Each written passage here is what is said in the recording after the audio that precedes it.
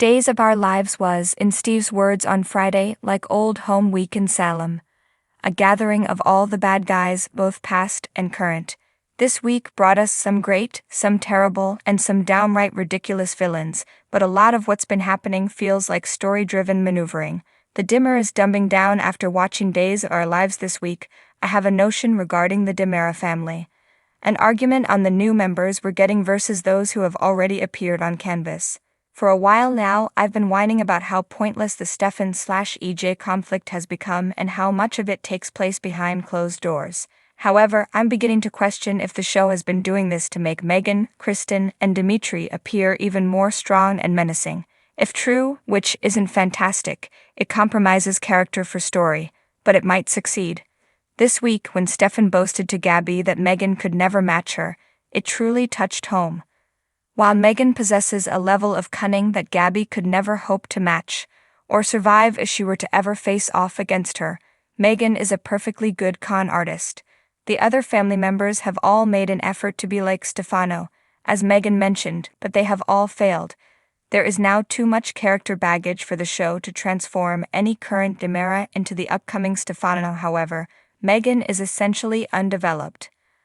I'll take her to replace Stefano any day. But yes, Stabby underestimating Kristen and Megan this much with some shoddy job offers felt out of character.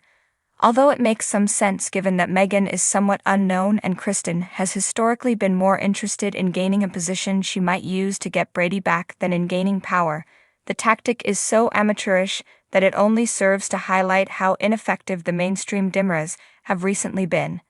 You know what, I'm going to vote for Dimitri with my non-existent CEO vote, with Megan doing as Stefano would have done in taking on the world or whatever else she has planned that won't make her a viable permanent character.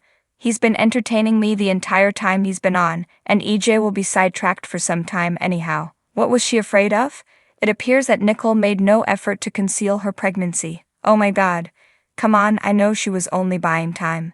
It was amateur hour. From the Anna debacle to that ridiculous hospital virus falsehood that could be examined and disproved in under 20 seconds, to the perimenopause claim that simply placed her into a position where she would have to admit that she lied once more to everyone. It won't matter what the results show, and speaking of amateur hour, Nicole and Sloan worked together to obtain the sample from Eric, who has a personal stake in avoiding being identified as the child's father.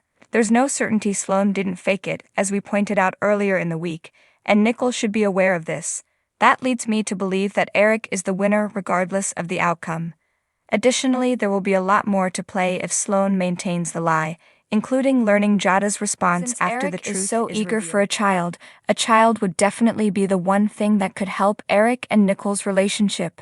He demonstrated that by being sympathetic and kind to Nicole after he exposed her deception. However, that does not imply that they should mend their relationship. Together, they are just toxic. Whitley, the crazy town nurse, is I'm unsure of how I feel about this peculiar turn. Although Abe's responses to being welcomed home and his confusion at the weird stuffed cat lady he allegedly married were entertaining, this entire turn of events is completely ludicrous and arbitrary. At this point, the Carver/Price family needs to find stories that don't center around psychopaths. TR, Colin, and now Whitley. Sometimes the bizarre turns can be entertaining. However, I have a nagging notion that Whitley abducting Abe and Colin escaping were merely two events to influence Paulina to become the police commissioner. Though Trask's suggestion was illogical and random, it didn't occur in a vacuum. There was a reason for it, and I'm concerned that we're moving in that direction. Random thoughts *. Recently, the show began addressing the audience's worries with the Titan-related material. Justin nailed the sentiment that a lot of Maggie's fans had about her. How did she overnight become this powerful businesswoman? What qualifies her for the position in the first place? Brady added that it must be painful to be fired by someone as kind as Maggie. Is Days already preparing for her dismissal? Should we start placing bets on how long Bonnie will be able to keep Sarah's identity a secret?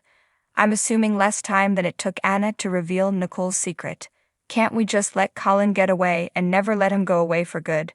Capture or any other drama is unnecessary. He may just leave town while wearing a police uniform and never be seen or heard from again.